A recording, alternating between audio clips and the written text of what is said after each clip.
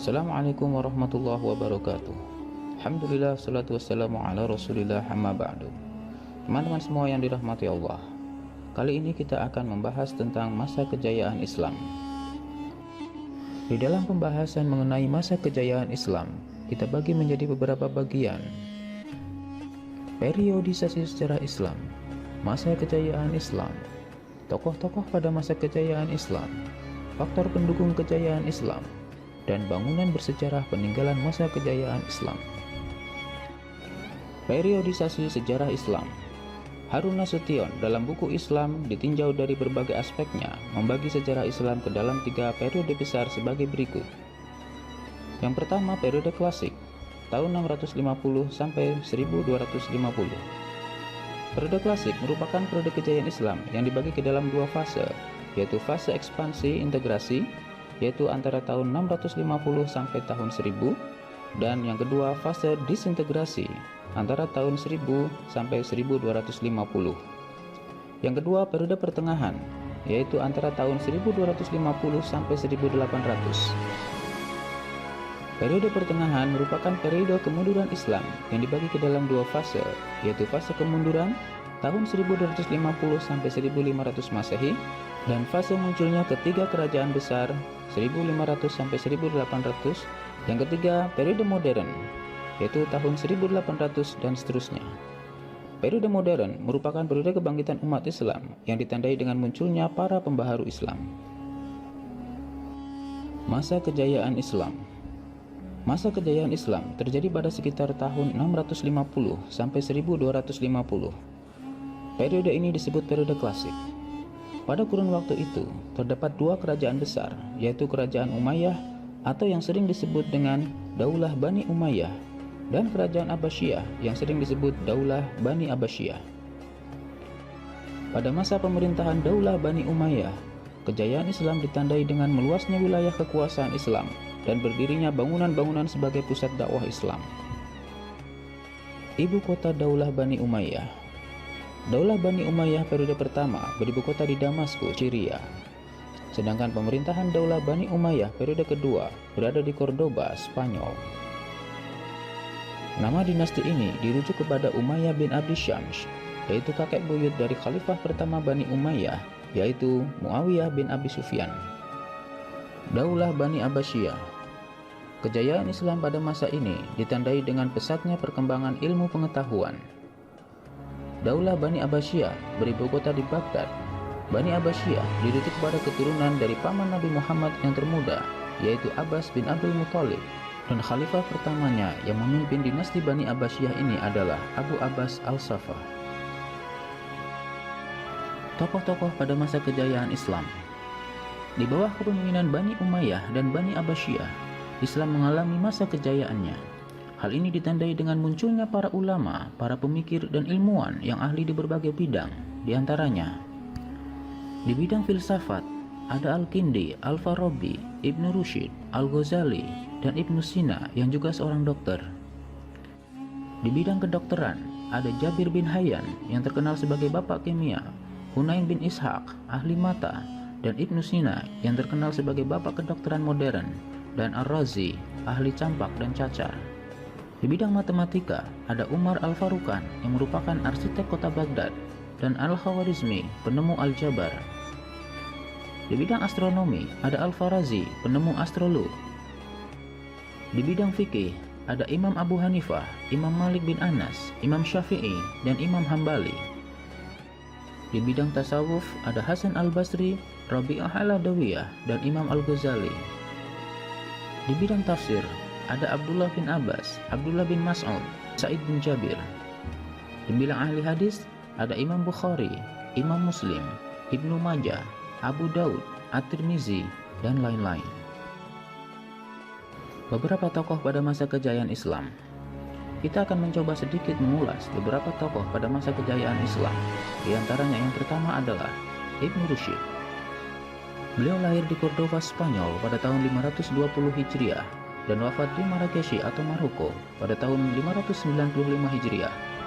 Beliau menguasai ilmu fikih, ilmu kalam, sastra Arab, matematika, fisika, astronomi, kedokteran, dan filsafat.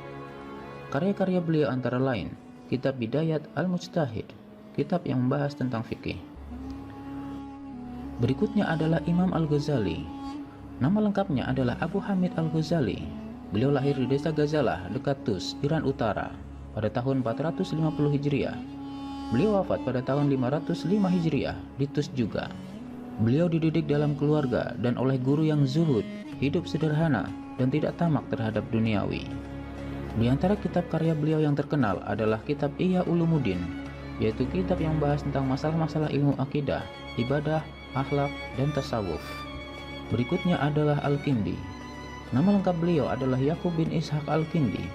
Beliau lahir di Kufah pada tahun 805 Masehi dan wafat di Baghdad pada tahun 873 Masehi. Beliau adalah pakar bidang filsafat, logika, astronomi, kedokteran, ilmu jiwa, politik, musik, dan matematika. Al-Farabi. Nama lengkap beliau adalah Abu Nashr Muhammad Ibnu Tarkhan Ibnu Uzlaq Al-Farabi. Beliau lahir di Farabi, Transoksania pada tahun 872 Masehi dan wafat di Damsyik pada tahun 950 Masehi. Beliau merupakan keturunan Turki. Al-Farabi menekuni berbagai bidang ilmu pengetahuan antara lain logika, musik, kemiliteran, metafisika, ilmu alam, teologi, dan astronomi. Di antara karya ilmiahnya yang terkenal berjudul Ar-Ra'yu Ahlul Al-Madinah wa Al-Fadilah, pemikiran tentang penduduk negara utama. Ibnu Sina. Nama lengkap beliau adalah Abu Ali Al-Husain Ibnu Abdullah Ibnu Sina. Beliau lahir di desa Afshana dekat Bukhara, wafat dan dimakamkan di Hamazan.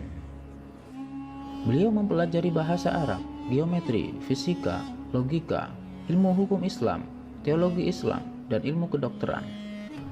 Pada usia 17 tahun, ia telah terkenal dan dipanggil untuk mengobati Pangeran Samani, Nuh bin Mansur. Beliau menulis lebih dari 200 buku dan di antara karyanya yang terkenal adalah Al-Qanun fi At-Tib, yaitu ensiklopedia tentang ilmu kedokteran, dan Al-Shifa, ensiklopedia tentang filsafat dan ilmu pengetahuan. Faktor-faktor pendukung kejayaan Islam. Tentu saja kemajuan umat Islam baik pada masa Bani Umayyah maupun Bani Abbasiyah terjadi tidak secara tiba-tiba, akan tetapi banyak faktor yang mendukungnya. Di antaranya adalah faktor internal. Faktor internal yang mempengaruhi kemajuan Islam pada saat itu diantaranya adalah: yang pertama, konsistensi dan istiqomahnya umat Islam kepada ajaran Islam. Yang kedua, ajaran Islam yang mendorong umatnya untuk maju. Yang ketiga, Islam sebagai rahmat bagi seluruh alam. Yang keempat, Islam sebagai agama dakwah sekaligus yang mengajarkan keseimbangan dalam menggapai kehidupan duniawi dan ukhrawi. Faktor eksternal. Faktor eksternal antara lain sebagai berikut. 1. Terjadinya asimilasi antara bangsa Arab dan bangsa-bangsa lain yang lebih dahulu mengalami perkembangan dalam ilmu pengetahuan. Yang kedua adalah gerakan penerjemahan kitab. Pada masa periode klasik, usaha penerjemahan kitab-kitab asing dilakukan dengan giat sekali. Pengaruh gerakan terjemahan terlihat dalam perkembangan ilmu pengetahuan umum, terutama di bidang astronomi, kedokteran, filsafat, kimia, dan sejarah. Selain faktor tersebut di atas, kejayaan Islam ini disebabkan pula oleh adanya gerakan ilmiah dan etos keilmuan dari para ulama yang ada pada periode klasik tersebut. Di antaranya adalah sebagai berikut. Yang pertama, melaksanakan ajaran Al-Quran secara maksimal, di mana banyak ayat di dalam Al-Quran yang menyuruh agar kita menggunakan akal untuk berpikir. Yang kedua, melaksanakan isi hadis. Banyak hadis yang menyuruh kita untuk terus-menerus menuntut ilmu. Bukan hanya ilmu agama yang dicari, tetapi ilmu-ilmu lain yang berhubungan dengan kehidupan manusia di dunia ini. Ketiga, mengembangkan ilmu agama dengan ijtihad dan ilmu pengetahuan. Maka pada saat itu banyak bermunculan ulama fikih, ulama tauhid, tafsir, hadis, ulama bidang sains, kedokteran, matematika, optik, kimia, fisika, geografi, dan lain sebagainya. Yang keempat, ulama yang berdiri sendiri serta menolak untuk menjadi pegawai pemerintahan. Peninggalan sejarah Daulah Bani Umayyah diantaranya adalah Masjid Agung Umayyah di Damaskus, Suriah, Dome of the Rock, Masjid Kubah Batu di Yerusalem, Palestina. Istana Alhambra di Granada, Spanyol. Peninggalan sejarah Daulah Bani Abbasiyah, bekas Istana Daulah Abbasiyah di Baghdad. Al-Mustansiriyah, universitas tertua peninggalan dinasti Abbasiyah di Irak, dan Masjid Samara yang terletak di Samara, Irak. Demikianlah pembahasan mengenai masa kejayaan Islam. Selamat belajar, semoga bermanfaat. Assalamualaikum warahmatullahi wabarakatuh.